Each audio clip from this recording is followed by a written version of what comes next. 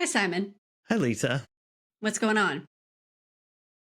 I had lunch with a friend yesterday, and for the last, I don't know, 3+ years, we've been going to this little place that sells tacos on Thursday because they don't want to do Taco Tuesday because they want to be different. So they do Taco Thursday, and their tacos are a decent, crispy taco and everything. And 3 years ago, it was a 99-cent Taco Thursday. And it was like, Yum. wow, $1 for a taco, crispy shell, ground beef, cheese. And then you can add like sour cream and stuff like that for more money.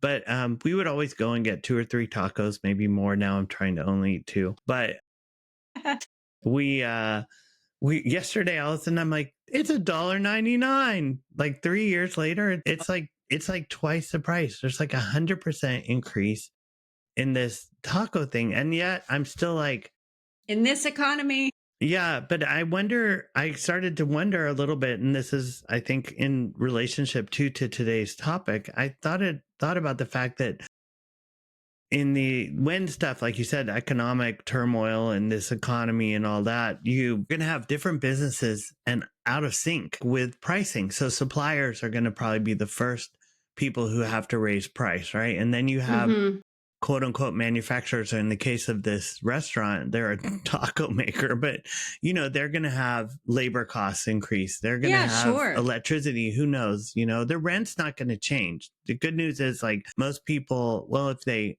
own a property, their mortgage, but you're right. If they rent, It all it it's might go all up. related. Yeah. So, but there's going to be this like sequencing. And then as consumers, am I comfortable yet with a $2 taco? Or I'm still living 3 years ago, right?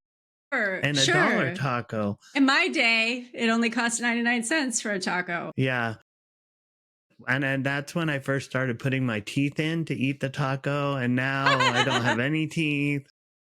And I can't get my walker around the taco place. No, it's not that bad. But I was just thinking a lot about what do small businesses need to think about when stuff like this, like an economic downturn or like uncertainty, you can't predict what's going to happen. I mean, And before we get into it in depth, into it. I was talking to one of our former colleagues who works for a software company. And I asked him, like, is anything impacting you? Because there's layoffs and there's things. And I said, I would imagine that a software company can kind of handle any kind of increase in taxes or tariffs or anything like that. And she said, well, it's our customers that are impacted. And I'm like, oh, Mm, yeah. That's a good point. So even if there's, if you are not part of a supply chain that is dependent on other things that prices are going up, true, right. your customers might be impacted. And so if they are impacted and they start reducing their expenses, cutting costs, then you're going to be impacted I mean, as well. right. And ultimately, like you said, it may not just be physical goods that get impacted by changes in economic times, right? There's costs Mm-hmm. of labor, there's technology costs, right? Who knows? Like, Yeah. will our streaming costs go up because they're going to have to pay people more because those people need to make more, blah, everyone knows how Yeah. this works. It's the vicious cycle. So I get it. Well, let's talk about some common pain points for maybe small business owners. By the way, I have to say, what is happening in your house right now? Is somebody Why? sawing? No, sorry. That's a garbage truck. Oh, okay. That's Wow. okay. You can hear that? I can, but Yeah. No one is sawing that okay. I'm aware of. All right.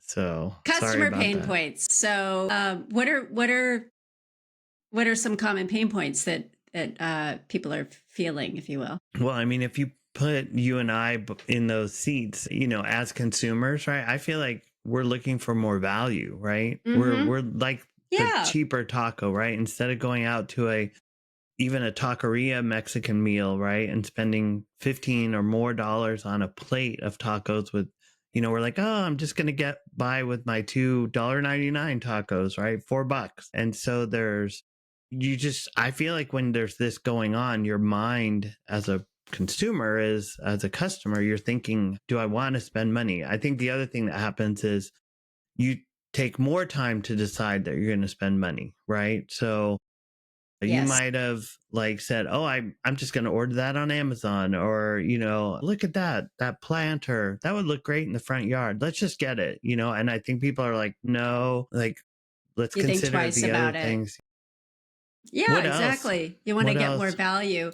Well, the other thing I think of is in some cases, people might like a brand. Let's say you have a brand affinity to something. This is related to being more kind of value or cost conscientious. Is you're like, I really love this particular brand, but I can get it for less. Another brand has it for less. So there could Right. be that, True. or your affinity to a brand is so strong that you're like, I don't care. It's worth it to me. So I Right. think it like from the consumer and the business standpoint, it can kind of go both ways. It's sort of, You need to sort of show your value as a brand. yeah, absolutely. I mean, it's like I'll buy this at any cost because I love it, right? Hmm. Versus this is the kind of thing. Yeah, normally I would buy this or use this service, but I can find it somewhere else. It's pretty commodity. So again, like you said, Exactly. how do you differentiate yourself? How do you show what is your secret sauce, right? This is that time to start thinking about that as a small business. And then, Yeah, I mean, the other thing that sort of just realized is as a small business, you looking for ways to cut costs, right? 100%. Like you said, if your rent goes up for your business, if you have an office, if your paper cost goes up, or possibly any of your service providers, if you're very digital, still could be an increase, right? It could be. And then there's because I have to use certain things, there's like baseline expenses that I must have. Hmm. Where do I cut? Sometimes I always think of in larger companies, advertising is the first thing to get cut because it's Yeah. usually a pretty big budget. But then also people. So sometimes people have to have a Hours. reduction in force or Yeah. reduce hours, so it might be people are getting eliminated, roles are getting eliminated, or it's the amount of time that's getting cut. It's something that is like maybe it's a short term thing. I've seen a company I was at before it was, I don't know, 5, 6 years ago, where we were at a point of uncertainty and we weren't laying anybody off, but if there was attrition, so people leaving on their own, we weren't replacing them. What they ended up doing though, is they gave everybody either it was probably some additional stock, I want to say, because they're like, right, they recognized that people had to do more and they wanted to retain the people that they had. Yeah. So I thought that was a very interesting approach and I appreciated it. So financially, it it was favorable. So again, it Right. was like it cost more to have these additional employees. So it's like just to kind of give other employees something, especially it must have been stock, I'm So thinking, there because there that's a are little less tangible. and there are strategies that other you might be able to incorporate if you're not a stock company. You might be able to say, "Hey, I'm going to give you an extra like half a day off," but because Exactly. during the 4.5 days that they work, they're going to work harder because they have to Yep. wear one more hat or something like Yep. that. Exactly. Yeah. I think Yep. that maybe like just a thought here too is you don't want to go dark, right? You don't want to cut your staff to the point where your customers can't get a hold of you. You don't want to stop spending or stop advertising or stop communicating with the people just because of cost, right? You have to maintain, like you said, some sort of baseline level, even in the Hmm. sort of marketing and advertising space. Yep. So, Exactly. so what do you think then? Because we've just raised all these negative things, right? What works during a downturn? What are you going to be able to do as a small business or an entrepreneur or whatever? What are some of the things that you would consider? So messaging. So if you Mm, are a small business owner and what it is that you offer, so it's like you have to think about this. Your customers are going to be more cost sensitive. You have to show value and say, like it's like, what are you getting? And so mm, I have an example. I remember when you and I worked together at Adobe mm-hmm, at the end of 2007, it was probably one of my favorite launches that we worked on from what the website looked like, how we were Yeah. communicating things. It was really good. And so the overall approach was we were selling Creative Suite at the time, Creative Suite 4, and we did a bunch of research, like everything, just our go-to-market. Everything was good. And So that was when we had our little team that we really liked too, right? I know it was We such had a this good solid little yeah. It was like we system. all gelled together, and we had some, even though we had basically had the same products over and over again, it was just like the research that we had conducted. It was so profound that like what we ended up, the website was the epitome of what we had learned. It was just a very good experience. Mhm. And our campaign was shortcut to brilliant. And so we launched it in, I don't know, fall of 2007. And then like 2 months later, the housing market collapses and Right. nobody's spending any money. Companies are going out of business. And our brilliant former colleague, Whitney McCleary, said, we got to pivot. And she got, I don't know, 25 people, product marketing people, all to align on shortcut to savings.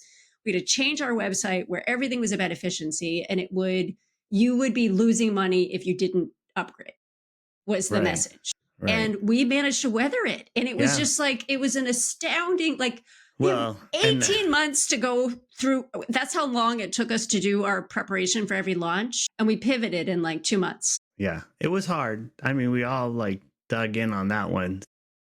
Yeah, but we knew it was the right thing to do too, right? Yeah, I think that's when Whitney was wheeling around that cart full of alcohol, but that was another Yeah, that's another memory. probably true. So what would you say instead of like saying sort of the full price of something and just leaving it at that, which might be like the $1.99 tacos, not a great example, but if you could save money a month or maybe or hours of work or Exactly. Those are the things that I would say. So it depends on what you offer. It's like this saves you 10 hours a month and and it rather than this costs $200. Right. Yeah. So having that kind of a thing. And then there's also things because people are worried. You can also have things that are like it's no risk, money back guarantee or like That's things like true. that Yep. to just make you feel like I am comfortable with making this decision because you don't want people to have regrets. Right. I can imagine like if you have a company that's offering something reoccurring, landscape Mhm. work or Mhm. something to do with the housing business and something it could be house cleaning, whatever it is, you could offer 30 days free just so someone gets a chance to experience your brand and buy into it. So Well, yeah, if you're acquiring new people, exactly. trying to acquire new people, that's a good Right. idea. And I love the pause anytime idea because you might say, you know what, I only need my lawn done once every month because that's what I want to afford. And so I can Mhm. maintain the same Mhm. people, but just not pay. But that is tricky because ultimately you're like, as the business owner, you're like, okay, we're not working, we're getting half the income. Like you have to still make some changes. Yeah, it's true. And I guess we've also talked about in the past, in previous episodes, that there's like low or no cost marketing things you can do. And so it is sweat equity, if you will. Hmm. And we've talked about the notion of, if you're a solopreneur, like you have to do everything. And Right. there are still kind of free or low cost things that you can do. If you can't spend a ton of money on or any money on advertising. Hmm. Let's say that's the first thing to go, as we talked about. You could lean into, creating content and Mm. doing email. And so there's other things that you can do. Yeah, that's true. I mean, creating content makes me think, you and I both would love to have more content out there that sort of create once and continues to work for us, whether it's like helping someone solve a problem and then getting to know us as marketing consultants and things like that, or content, is the kind of thing that does work. Free content tied to sort of an ad strategy can help you generate income too. What would you say is like in your mind, like if there were two or three sort of marketing areas of low cost or free that you would focus on? I think you said one, email, and what else? What are the other ones you would do? Well, I mean, we also talked about kind of organic content, so creating blog posts or how-to guides or infographics. And I would add Is to that what the you're talking about? well, yeah, and I would say when you think about your organic content, think about your SEO. So that's something you can learn yourself, and there are tools out there to like analyze the content you create. As SEO is free, except for like you said, the sweat equity piece of it. Well, can I throw a wrench in that? Yeah. No. If Yeah. you've observed over probably the last couple of years now, more and more, if you search for something as a consumer, if you're using, let's say it's Google or it's Bing, doesn't matter, whatever search engine you're using, the very first thing that comes up is an AI response. Sure, but the AI response is indexing content out It there. is, but the very first paragraph or two is almost giving you the answer right there. Sure. So people are not going to your website. Now, I did do a little deep, so this is sidebar. And so you and I Sidebar maybe, marketing. yes, you need to have, we need Search to do engine another, optimization, sidebar marketing. well, yes. So, but we need to do a topic on this because there's underneath there's these like featured snippets and those reference websites. So yeah, they have you an have to, annotation now. they do. And so you have to do, I don't know enough about this, but I know that you have to kind of create content so that it'll show up in those featured snippets. So we'll have to do some research. Maybe we'll get somebody on that's smarter and knows about that. And then we can talk about we probably should find an an SEO guru friend of ours. I know a couple that we could try and get on. I do think it goes back to good quality content and targeted content, and Google will pick up some of those refers, or I don't think there's anything magical you have to code. It's just like the olden days. People also ask, was something that we really strove to get our content part of, to answer the questions. Especially I remember at Roku, like, people always ask, can I use this in a hotel, or can I use this, That's right. traveling? And That's we right. always made sure we had a very strong couple blog posts or a series to answer that. And then we would rank in the people always ask. We would show up as an answer, which was fantastic. So talk a little bit too now about email marketing, because I assume most of our customers do some sort of email marketing, whether it's just to existing clients or it's people who have signed up but maybe haven't purchased or engaged yet. Well, I would probably shift to more educational content in your emails so that you are getting people more invested in whatever it is that you're offering. And so if it's like it's nurturing them more instead of just this like buy, which people are not in that mindset, and so I think if you kind of shift it a little bit more educational, brand loyalty. Yeah. So there's things like that you can do. And I always think of offers like how-to guides, videos on, what were we going to say? No, that's a good point. Sorry, I was interrupting. I was thinking too, as you were, is like, you're basically saying, don't take their focus away from the trials and the tribulations, right? And say, oh, this is how I help you. This is the value that you get. This is another feature that we have that maybe you're using or not using, and this is the benefit of it, right? And here's some other people who are successfully using the tool, and here's their story and things like that. And I agree. I think you focus completely away from purchase. They may still purchase, but your focus is value. So, exactly. And so over time, I think that maybe the type of content that you are sharing with them might lend itself to somebody getting ready to buy. And so maybe there is the right time where you ask for the sale, but maybe not up front. It's not just always hitting people over the head. Like if you have a trial of something, don't immediately be like, buy. Like help people make the most of that trial, for example. Maybe you extend your trials during this time too. Yeah, that's actually a very good strategy. Like it's like, give them a little bit, them a little bit more. I think that's a good idea. Or test. Back to our testing always topic, right? Be testing, always be measuring. We do have to have a list, which we have not done. So maybe somebody else can do that for us. Another kind of low cost thing is referrals. So maybe there's something that you can, incentivize your existing customers to bring in new customers. And I don't know, it could be something simple. Like, I know one client of mine did an event. So they were like, if you refer two people, Mm-hmm. you and the two people will be invited to this, event where you can meet the owners and, mingle with other people. I thought that was a nice thing. It's like, it's not Yeah. that much money to that. You can make it, pretty cheap, maybe some food or something, but yeah. So we absolutely agree with that. I think when you think about local marketing, word of mouth is so critical, and that's going to be the best form of referral, right? Yeah. Is a testimonial from an existing customer. I was thinking that my financial advisor just mailed a thing out yesterday and said, if you become they call it an advocate, right? Smart. If you refer someone, even if they don't become a client, but if you introduce them and you get to go to a movie night, right? They just, Oh, we're that's going to have nice. a little party for all the advocates, right? Yeah. The only problem is in Anaheim, but Oh, well.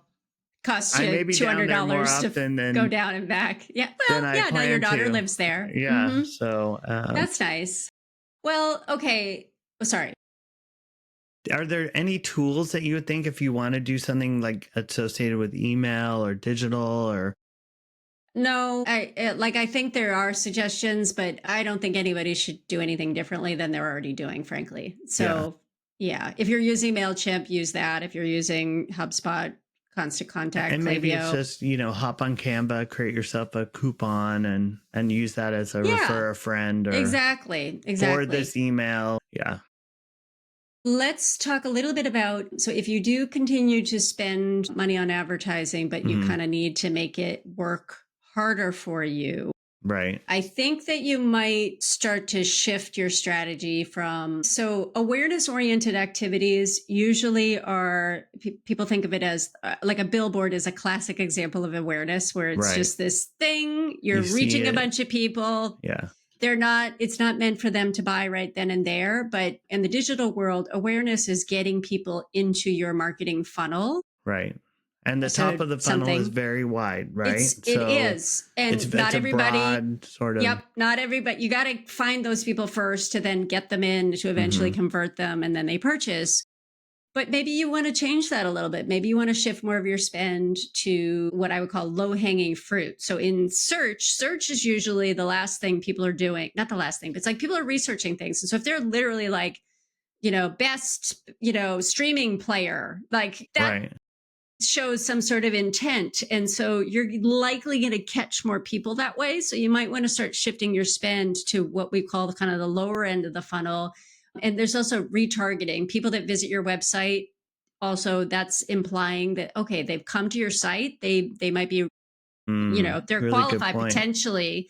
So you can do advertising that you retarget them with either social or display, and even Google kind of pulls it into So both sort of search and YouTube. based on your search history, gymnastics birthday parties or whatever, you build instead of just local gymnastics school, you would have a target on, if you see people searching. Obviously, if people are not searching for tacos made from sheep's milk or something ridiculous, then don't No, use that I as a hope your keyword to place. I remarket. hope your place isn't that. Yeah, and actually sidebar. I didn't end the sidebar from before, but so there's a new sidebar, Okay.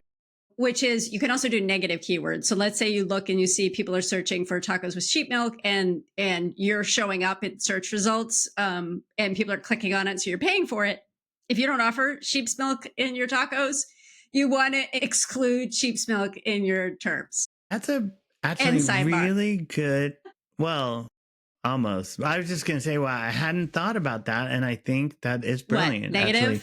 Yeah. The fact that you can now do that you can exclude. So you're not spending on every click or things like that. Yeah, you got to look at it.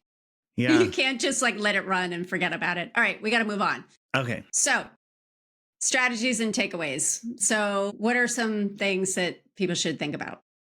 I mean, I think one of the first things you need to do is do a little research, do some marketing intelligence, understand maybe what's happening in your particular business. And literally, we're talking about Googling articles, any of the publications that are out there, from school level sort of academic publications to business publications, and trying to understand if your customer is changing, right? So if there's a you know, I don't know, an article on people with $100,000 household income are deciding to spend less, you know, on going out to eat, right? That Hmm. they're seeing that trend, and you're a restaurant, then that, you know, that's something you have to try to overcome, right? I think there's you know, strategies about understanding the consumer sentiment. That's really important. What else would you throw in there? I was thinking, like, I subscribe to a bunch of, it's not a different thing, it's adding to what you just said. So I Okay. subscribe to a bunch of newsletters, marketing newsletters, and one that I have access to as part of like a larger company that I'm supporting is eMarketer. And you Mm, can do a free account that gives you a taste of some of the reports. And it's not, I don't think you're limited by month. It's like you just don't get access to all of the reports unless you want to pay for it. But that's eMarketer, and they've got these like great charts and stuff like that. It's really good. Prof Marketing is one that I like. I think I pay like $200 a year for a subscription, but I find it worth it. They have events, they have articles and stuff. So again, I keep mm, up with things because of these things. right. Search Engine Land is another one that I subscribe to that I Yeah. like. And that is more, I'm passive with that one, where like the other two, I proactively will look and do research on. Right. So So there's a just as an lot of different aside. options. Yeah. Yeah. And I Lots think of Media Radar was something that I think you had mm, shared something from. You okay. did. Yeah. Do you remember? Yeah. No. Big yes. Yeah. Yeah, there's a lot of good resources out there. Some tied to, again, like I said, I find a lot of the research that schools and things are colleges are doing Oh, yeah. You is know, maybe even less biased, if you will. But yes, you just reminded me. So you and I talked to Kelly Garno mhm, about AI, who works for Northeastern University. And maybe like a couple weeks ago, I saw an article that said that Northeastern University is actually going to be forming courses specific about AI. And I sent it to her. I was like, "Oh my God, that's so cool!" And she actually didn't respond. She's busy, but it's so cool. I should put the article. I'll reference it just because I thought it was very interesting that we, it's like came full circle. right, right. So what else? What other things? So we said research. Whatever. What other things would you moves would you change? What would you moves you make and changes?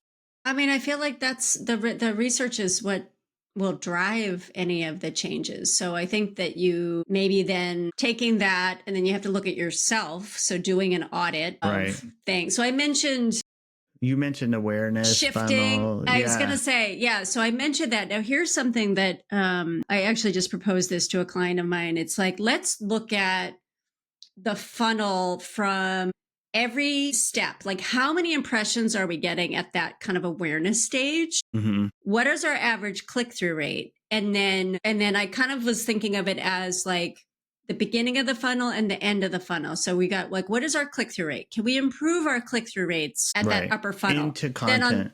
into the content. And then in the kind of lower funnel, how many people are on, how many users, unique users are on a landing page that is right before a conversion? Hmm. And what is that conversion rate? And then what is the conversion rate of traffic that is driving to that landing page, especially if you have a dedicated landing page for media, which I kind of recommend. We talked about landing Or you can pages. have So multiple ones you for can. So different it's like, words. right. So I think if you do kind of an audit of that funnel Hmm. and look at where are people dropping off and or what are the things that we can do at each of those stages that we can make that better. It's like Right. tightening up, like making things so that it becomes more efficient. So you're Optimization. still exactly. And then testing is usually involved with that. Yeah, So we can absolutely. look at where are people dropping off. So I think that's a good thing. I think You we talked about it earlier, go. but I think look at, you know, ways to create focus on the value, focus on pricing not being sort of one price, but maybe monthly pricing. Make sure that your offers are focused on people who are maybe budget conscious, you know, things like that. So That could be the free trial thing. That I could was be just about to the say that you mentioned that earlier, and I think that's a very good idea. If you have the opportunity to offer something for free, if it's a duration thing, like maybe it's you come for one free class, or maybe it's 1 week, or, so if you can play around with that to see if you can sort of give people more value up front. I think that's a very good point. I think the last thing that comes to mind is maybe because you have reduced hours or you had to cut staff or you're still just your only person,